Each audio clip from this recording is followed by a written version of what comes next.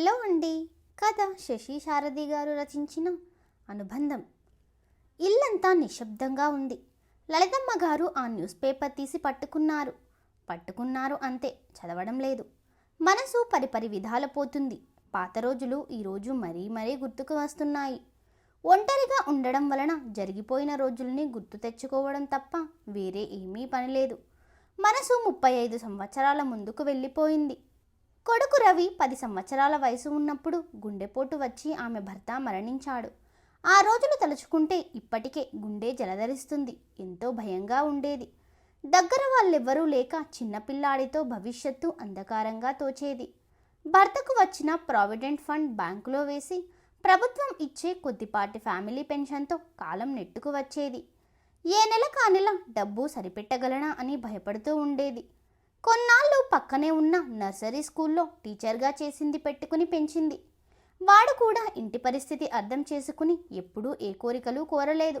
చాలా బుద్ధిగా చదువుకునేవాడు. ఇంట్లో సాయంగా పొద్దున్నే న్యూస్ పేపర్లు వేసేవాడు. సాయంత్రం చిన్నపిల్లలకు ట్యూషన్లు చెప్పేవాడు. చివరకు మంచి కాలేజీలో మెరిట్ మీద ఇంజనీర్ అయ్యాడు. వాడికి ఉద్యోగం వచ్చినప్పుడు ఎంతగా ఆనందించిందో మాటల్లో చెప్పలేదు. ఎన్నో సంవత్సరాల తమ ఉమ్మడి కష్టానికి ఫలితం దక్కిందని అనిపించింది. ఇంకో 2-3 సంవత్సరాలు అలాగే గడిచిపోయాయి. తెలిసిన వాళ్ళందరికీ చెప్పి రవికి సంబంధాలు వెతకడం మొదలుపెట్టింది. వాడికి పెళ్లి చేసేస్తే నా బాధ్యత తీరుతుంది అనుకునేది. ఒకరోజు సాయంత్రం రవితో పాటు ఒక అమ్మాయి వచ్చింది. లలితమ్మ గారికి విషయం అర్థమైన రవి, ఈ అమ్మాయి అని ఆగిపోయారు. దానికి రవి, అమ్మా, ఈ అమ్మాయి సుజాత, నాకు బస్టాండ్లో పరిచయం అయ్యింది. చాలా మంచి అమ్మాయమ్మా అన్నాడు. దాంతో ఆవిడకు కొడుకు మనసు అర్థమైంది. వంటింట్లోకి వెళ్తూ, అమ్మాయి, కాఫీ కలుపుదాం రామ్మా అన్నారు. ఆ అమ్మాయి భయపడుతూ వెనక్కి తిరిగి రవిని చూస్తూ లోపలికి నడిచింది. సంభాషణ మొదలుపెట్టారు లలితమ్మ గారు. ఏమ్మా, ఎక్కడుంటారు మీరు అని అడిగారు. పక్క వీధిలో ఉంటామండి, నెమ్మదిగా చెప్పింది సుజాత. ఇంట్లో ఎవరెవరు ఉంటారు అన్న ప్రశ్నకి అమ్మ, నాన్నగారు, అన్నయ్య, నేను ఉంటామండి అని బదిలిచ్చింది సుజాత. మీ అమ్మ నాన్నగారు మా ఇంటికి వస్తారా, లేక నేను మీ ఇంటికి రావాలా అని అడిగారు. దేనికండి, బిత్తరపోతూ అడిగింది సుజాత. పెళ్లి మాటలు మాట్లాడడానికి అన్న సమాధానం వినగానే సిగ్గుతో బయటకు పరిగెట్టింది సుజాత. 3 నెలలు తిరగకుండానే సుజాత ఆ ఇంటికి కోడలై వచ్చింది. లలితమ్మ గారికి సుజాత బాగా నచ్చింది. ఎంతో అనుకువగా ప్రేమగా ఉంటూ అత్తగారిని గౌరవంగా చూసుకునేది. బహుశా రవి ద్వారా వాళ్ళు అనుభవించిన కష్టాల గురించి తెలుసుకుని ఉంటుంది. లలితమ్మ గారిని ఏ పని ముట్టుకోవద్దని, అన్నీ తానే చేస్తానని అనేది. దానికి మాత్రం ఆవిడ ఎంతమాత్రం ఇష్టపడలేదు. నువ్వు ఆఫీస్కి వెళ్తావు, నేను ఇంట్లోనే ఉంటాను. పని మనిషి ఉన్నది కదా, నేను చేసేది వంట ఒక్కటే. అయినా నా ఒంట్లో ఓపిక ఉన్నన్నాళ్ళు చేస్తాను, తర్వాత ఎలాగూ నీకు తప్పదు అనేవారు. 5 సంవత్సరాలు తిరిగేటప్పటికి ఇల్లు 2 మనుమలు శ్రీకాంత్, శిరీష్లతో కలకలలాడింది. భర్త పోయేటప్పటికే లలిత కాస్త లలితమ్మ అయ్యింది. కొడుకు పెళ్ళయ్యాక ఆమె అమ్మగారు, కోడలు చిన్నమ్మగారు. ఇప్పుడు కోడలు అమ్మగారు, ఆమె పెద్దమ్మగారు. కాలంతో ఇలాంటి మార్పులు తప్పవు. దానికావిడ ఎప్పుడూ బాధపడలేదు, పైగా సంతోషించేది కూడా. అయినా ఆవిడకి ఇలాంటివన్నీ పట్టించుకునే టైం కూడా ఉండేది కాదు. పొద్దున్నే 4 టిఫిన్ బాక్సులు కట్టి అందరూ బయటకు వెళ్ళాక మిగిలిన పనులు చేసుకుని భోజనం చేసి కాసేపు విశ్రాంతి తీసుకుని లెగిసేటప్పటికి పిల్లలు స్కూల్ నుంచి వచ్చే టైం అయ్యేది. వాళ్ళకి పాలు కలిపి ఇచ్చి తినడానికి ఏమైనా పెట్టి హోంవర్క్ చేయించేది. అప్పుడు ఆమెకి రవి చిన్ననాటి రోజులు గుర్తుకు వచ్చేవి. పిల్లల హోంవర్క్ అయిపోయాక రాత్రి వంటకు అన్నీ సిద్ధం చేసేవారు. రాత్రి వంట సుజాతే చేస్తుంది, కానీ ఆఫీస్ నుంచి వచ్చి అన్నీ ఒక్కరితే చేసుకోవడం కష్టం అని, కొంత సాయంగా ఉంటుందని అన్నీ అమర్చి పెట్టేవారు. ఇలా జీవితం సజావుగా సాగుతుంది. కానీ పిల్లలు పెద్దవాళ్ళు అవుతున్న కొద్దీ వాళ్ళు ముందు నుంచి ఉన్న ఇల్లు చిన్నది అయినట్టు అనిపించేది. అందుకే పిల్లలకి స్కూల్కి దగ్గరగా 2 పడగ్గదుల అపార్ట్మెంట్లోకి మారారు. అక్కడికి మారిన తర్వాత లలితమ్మ గారికి కొత్త జీవితం ప్రారంభం అయింది. ఇల్లు, ముఖ్యంగా వంటగది వీలుగా ఉండడం వల్ల ఆవిడకి పని తొందరగా అయిపోయేది. ఆ అపార్ట్మెంట్లో ఆమె వయసు వాళ్ళు చాలామంది పరిచయం అయ్యారు. అందరికీ ఇంచుమించు ఒకటే వయసు, ఒకే ఆరోగ్య సమస్యలు. రోజు మధ్యాహ్నం ఎవరో ఒకరి ఇంట్లో కలుసుకుని మంచి చెడ్డ మాట్లాడుకునేవారు. తమ గడిచిన జీవితం గురించి, పిల్లల గురించి మాట్లాడుకునేవారు. ఇలా లలితమ్మ గారి జీవితం సాఫీగా సాగిపోతుంది. ఆ ఇంట్లో చాలా మార్పులు వచ్చాయి. రవి ఉద్యోగం మాని వ్యాపారం మొదలుపెట్టాడు. మొదట్లో కొంత ఒడిదుడుకులు వచ్చినా రాత్రనక పగలనక కష్టపడడం వల్ల కొంతకాలానికి వ్యాపారంలో నిలదొక్కున్నాడు. ఇక సుజాతకి కూడా ఆమె పనిచేస్తున్న ఆఫీస్లో బ్రాంచ్ మేనేజర్గా ప్రమోషన్ వచ్చింది. పిల్లలిద్దరూ కాలేజీకి వెళ్ళే వయస్సు వాళ్ళయ్యారు. వాళ్ళకిప్పుడు లలితమ్మ గారు చదువులో సాయం చేయలేకపోతున్నారు. కాలేజీ నుంచి రాగానే ట్యూషన్లకు వెళ్ళిపోతున్నారు. పిల్లలు పెద్దవాళ్ళు అవుతుంటే ఈ ఇల్లు కూడా ఇరుకు అవుతున్నట్టుగా అనిపిస్తుంది. ఇన్నాళ్ళు పిల్లలు లలితమ్మ గారు ఒకే గదిలో ఉంటున్నారు. కానీ ఇప్పుడు పిల్లలిద్దరికీ వేరే గదులు కావాలంటున్నారు. పిల్లలు దూరమవుతున్నారని లలితమ్మ గారు బాధపడేవారు. దానికి శిరీష, అదేం లేదు నానమ్మ, నేను అన్నయ్య ఎలా ఒక గది షేర్ చేసుకుంటాం, నా ఫ్రెండ్స్ చదువుకోవడానికి వస్తుంటారు కదా అన్నది. ఇలా మాటలు జరుగుతుండగా ఒకరోజు రవి ఇంటికి త్వరగా వచ్చి తల్లిని తొందరగా తనతో రమ్మన్నాడు. దానితో ఆవిడ భయపడ్డారు. సుజాత ఎదిరా, నువ్వు నన్ను ఎక్కడికి తీసుకుని వెళ్తున్నావు అని అడిగారు. సుజాత ఆఫీస్లోనే ఉందమ్మా, నువ్వు త్వరగా తయారైరా, నీకొకటి చూపించాలి అన్నాడు. ఆ మాటలతో స్థిమితపడి ఆవిడ తయారై కారులో కూర్చున్నారు. ఊరికి కొంచెం దూరంగా తీసుకుని వెళ్ళి కారు ఆపాడు రవి. అక్కడ కొత్తగా లేఅవుట్ వేసినట్టున్నారు. కొన్ని చోట్ల పని జరుగుతుంటే అక్కడక్కడ విసిరేసినట్టుగా కొన్ని కొత్తగా కట్టిన ఇల్లు ఉన్నాయి. ఇక్కడికి ఎందుకు వచ్చాము అన్నట్టుగా చూస్తున్న ఆమెతో రవి ఇలా అన్నాడు. ఇక్కడ ప్లాటు తీసుకున్నానమ్మా, ఇప్పుడు మనం ఉంటున్న ఇల్లు చిన్నగా అనిపిస్తుంది కదా, పిల్లలు కూడా పెద్దవాళ్ళు అవుతున్నారు. నువ్వు కూడా పూజకు వేరే గది ఉంటే బాగుంటుందని ఎప్పుడూ అంటుంటావు కదా, మనం స్వంతంగా కట్టుకుంటే మనకు వీలుగా ఉండేటట్టు డిజైన్ వేయించి కట్టుకోవచ్చు అంటూ వివరించాడు. లలితమ్మ గారి మనసు గర్వంతో నిండిపోయింది. కష్టపడి చదువుకొని కొడుకు ఎంతో ప్రయోజకుడయ్యాడని మురిసిపోయారు. ఇల్లు కడుతున్నప్పుడు ఎప్పుడూ తల్లి సలహా తీసుకునేవాడు రవి. అప్పుడప్పుడు సైట్ దగ్గరకు తీసుకుని వెళ్ళేవాడు. చూస్తుండగానే ఇల్లు తయారైపోయింది. గృహప్రవేశం జరిగిపోయి సంవత్సరం గడిచిపోయింది. ఇప్పుడు ఇంత పెద్ద ఇంట్లో ఆవిడ ఒంటరిగా మిగిలారు. వేరే వేరే గదులు కావాలని గొడవ చేసిన మన్మలిద్దరూ పెద్ద చదువులకు వేరే ఊర్లో హాస్టల్లో ఉంటున్నారు. ఇక్కడ కాలేజీలు లేవేంట్రా, పిల్లలను దూరంగా పంపించావు అని రవితో అంటే, అక్కడ ఉంటేనే చదువు మీద దృష్టి పెడతారమ్మా, ఇంట్లో ఉంటే ఎప్పుడూ స్నేహితులు, షికార్లు, సినిమాలు అంటారు, హాస్టల్లో అయితే అన్నీ టైం ప్రకారం జరుగుతాయి అన్న రవి మాటలు కొట్టిపారేయలేకపోయింది. ఆవిడ ఇలా ఆలోచనలతో ఉండగానే పని మనిషి రత్న, భోజనం వడ్డించానమ్మా అంటూ వచ్చింది. ఇంకా ఆకలిగా లేదే అంటే, తినేయండమ్మా, మీరు తిన్నాక నేను కూడా తిని డ్రైవర్ భార్యతో కలిసి మేటిని సినిమాకి వెళ్ళాలమ్మా అని బతిమాలింది. దీని పనే బాగుంది, ఊరికి దూరమైన స్నేహితులకి సినిమాలకి కుదవలేదు అనుకున్నారావిడ. అన్నీ మనస్కంగానే భోజనం చేసి గదిలోకి వచ్చారు. చేద్దామన్నా ఏ పని లేదు. వంట మనిషి, పని మనిషి, తోటమాలి, డ్రైవర్ అందరూ ఉన్నారు.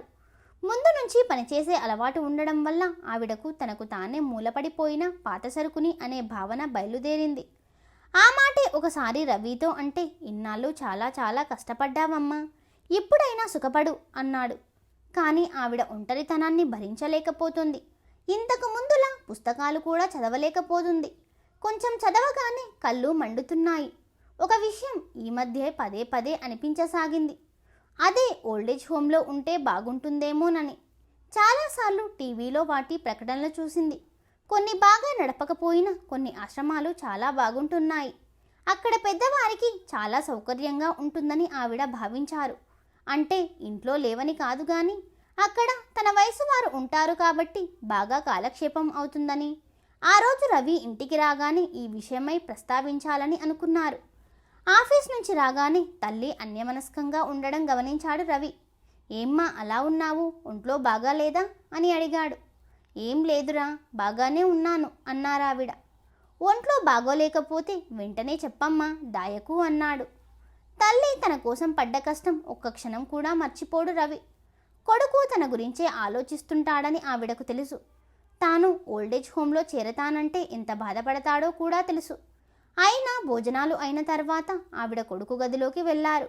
ఎప్పుడూ అతనే తల్లి గదిలోకి వెళ్ళి కూర్చుంటాడు. ఇప్పుడు ఆవిడ వచ్చేటప్పటికి ఏదో చెప్పటానికే అనుకున్నాడు. తల్లి చెయ్యి పట్టుకుని మంచం మీద కూర్చోబెడుతూ, ఏంటమ్మా, ఇందాకటి నుంచి చూస్తున్నాను, అదోలా ఉన్నావు, భోజనం కూడా సరిగ్గా చేయలేదు, ఏమైందమ్మా అంటూ అడిగాడు. నాకు ఏమీ తోచడం లేదురా అన్నారావిడ. టీవీలో నీకు ఇష్టమైన ఛానల్స్ అన్నీ ఉన్నాయి కదా, ఇంకా ఇష్టమైన సినిమాలన్నీ ఇంట్లో ఉన్నాయి, చూడడం లేదా అమ్మా? ఎలా వాడాలో తెలియడం లేదా, మళ్ళీ చూపించమంటావా అని ఆత్రంగా అడిగాడు రవి. అతన్ని చేతితో వారిస్తూ, నాకు తెలుసురా, కానీ ఒక్కదాన్నే కూర్చొని ఏం చూడమంటావు? నువ్వు మరోలా అనుకోకపోతే ఒక మాట చెప్తాను అన్నారు. చెప్పమ్మా, దానికంతలా అడగాల అన్నాడు రవి. ఏం లేదురా, ఈ రోజుల్లో చాలామంది వృద్ధాశ్రమంలో చేరుతున్నారు కదా, నేను కూడా అని ఆగిపోయారు. రవి ముఖంలో ఆశ్చర్యం, బాధ ఒకేసారి కనిపించాయి. అమ్మా, నివ్వెరపోతూ అన్నాడు. కొడుకు మనసు చాలా గాయపడిందని గ్రహించారు ఆవిడ. నువ్వు బాధపడకురా, నీకు ఇష్టమైతేనే, అక్కడైతే నా వయసు వాళ్ళు ఉంటారని, అంతే, నువ్వు ఈ విషయం గురించి ఎక్కువగా ఆలోచించకు అని బయటకు వచ్చేశారు. కొడుకు విషన్న వదనం ఆవిడ చూడలేకపోయాడు. అతనింకా రాత్రంతా నిద్రపోడని ఆవిడకు తెలుసు. అనవసరంగా ఈ విషయం ఎత్తానేమోనని ఆవిడ చాలా మదనపడ్డారు. కానీ నాకేదైనా సమస్య వస్తే నా ఒక్కగానొక్క కొడుకుతో కాక ఎవ్వరితో చెప్పుకుంటాను అని సమాధానపడ్డారు. ఇక రవి పరిస్థితి అయోమయంగా ఉంది. పని చేయాలనిపించలేదు. కంప్యూటర్ కట్టివేసి బాల్కనీలోకి వచ్చి నిల్చున్నాడు. అతను చిన్నప్పటి నుంచి ఒకే ఆశయంతో పెరిగాడు. అది బాగా డబ్బు సంపాదించి తల్లికి అన్ని సౌకర్యాలు కల్పించాలని. అలాగే చేశాడు కూడా. కానీ అన్ని సౌకర్యాల మధ్య ఆవిడ ఒంటరితనంతో బాధపడుతున్నారు. ఈ పెద్ద ఇల్లు కట్టి పొరపాటు చేశానా అనుకున్నాడు. అవును, నిజమే, నేను అమ్మకు అన్నీ ఇచ్చాను, వాటికి తోడుగా ఒంటరితనం కూడా ఇచ్చాను. పెద్దవాళ్లకు కూడా స్నేహితుల అవసరం ఉంటుందని ఎందుకు గ్రహించలేకపోయాను? నేనెప్పుడూ అమ్మ మాటకు ఎదురు చెప్పలేదు కానీ ఈ మాటకి సరే అనగలనా? అమ్మ లేని ఇంట్లో ఉండగలనా? అలాగని ఆవిడ బాధపడుతుంటే చూస్తూ ఊరుకోగలనా? పరిపరి విధాల ఆలోచనలతో అన్యమనస్కంగా మంచం మీద కూర్చున్నాడు. వంటింట్లోంచి బెడ్రూమ్లోకి వచ్చిన సుజాతకి ఆశ్చర్యంగా అనిపించింది. అర్ధరాత్రి వరకు కంప్యూటర్ ముందు కూర్చుని పనిచేసుకునే రవి అప్పుడే దాన్ని కట్టేయడం విచిత్రంగా అనిపించింది. ఏంటండి ఈరోజు విశేషం, నా కోసం ఎదురు చూస్తున్నారా సరదాగా అంటూ దగ్గరకు వచ్చిన సుజాత భర్త ముఖం చూసి కాళ్ళకు ఏదో అడ్డుపట్టట్టు ఆగిపోయింది. ఏమైందండి, పిల్లల దగ్గర నుంచి మెయిలేమైనా వచ్చిందా? అయినా నేనిప్పుడే వాళ్ళతో మాట్లాడి వస్తున్నాను పాలిపోయిన ముఖంతో అన్నది. రాత్రి తన పర్సనల్ మెయిల్ చూసుకుని జవాబులు పంపిస్తుంటాడు రవి. అందుకే సుజాత తల్లి మనసు పిల్లల వైపు వెళ్ళింది. కాదు సుజా, ఇలా వచ్చి కూర్చో అన్నాడు. భర్తని ఎప్పుడూ ఇలా చూడని సుజాతలో సన్నగా వణుకు మొదలైంది. భార్య చేతిని తన చేతిలోకి తీసుకుంటూ, అమ్మ ఓల్డేజ్ హోంలో చేరతానంటుంది. ఆ మాట అంటుంటేనే రవి కళ్ళల్లో నీళ్లు ఊరాయి. అదేంటి, ఒక్క నిమిషం ఏమీ అర్థం కాలేదు సుజాతకు. అమ్మ నన్ను వదిలి వెళ్తాను అన్నదంటే ఎంత ఒంటరితనం అనుభవిస్తుందో ఆలోచించు. అయినా అమ్మ లేకుండా నేను ఉండలేను అన్నాడు. ఆ సంగతి సుజాతకి వేరే చెప్పనవసరం లేదు. అత్తగారికి భర్తకి మధ్య ఉన్న అనుబంధం ఆమెకు బాగా తెలుసు. అందుకే ఇన్నేళ్ల వైవాహిక జీవితంలో ఎప్పుడూ సరదాకి కూడా మీకు ఎవరంటే ఎక్కువ ఇష్టం, నేనా మీ అమ్మగారా అని పొరపాటున కూడా అడగలేదు. ఎందుకంటే సమాధానం అమ్మ అని వస్తుందని ఆమెకు తెలుసు. అలాగని ఆమె మీద ప్రేమ లేదని కాదు. ఆ తల్లి కొడుకులిద్దరూ అనేక సమస్యలు ఎదుర్కొన్నారు. ఇక సుజాత విషయానికి వస్తే ఆమె వారి సమస్యలన్నీ తీరిపోయి ప్రశాంత జీవితం గడుపుతున్నప్పుడు వారి జీవితాలలోకి ప్రవేశించింది. ఇప్పుడు భర్త ఎంత బాధలో ఉన్నాడో ఆమె అర్థం చేసుకోగలదు. అందుకే అతనికి ధైర్యం చెప్పడానికి, ఇప్పుడు పడుకోండి, పొద్దున్న ఏం చెయ్యాలో ఆలోచిద్దాం. అయినా శతకోటి సమస్యలకి అనంతకోటి ఉపాయాలు ఉంటాయని సామెత ఉంది కదా, దీనికి కూడా ఏదైనా పరిష్కారం దొరుకుతుందేమో అని మళ్ళీ తనే, పోనీ నన్ను ఉద్యోగం మానేయమంటారా అని అడిగింది. ఆ ఆలోచన రవికి కూడా వచ్చింది. కానీ సుజాత మాత్రం ఎంతసేపు తల్లితో గడపగలదు? ఇద్దరూ ఎప్పుడైనా మాటకు మాట అనుకుని మనస్పర్ధలు కూడా రావచ్చు. అదే మాట పైకి అన్నాడు. సుజాతకి కూడా నిజమే కదా అనిపించింది.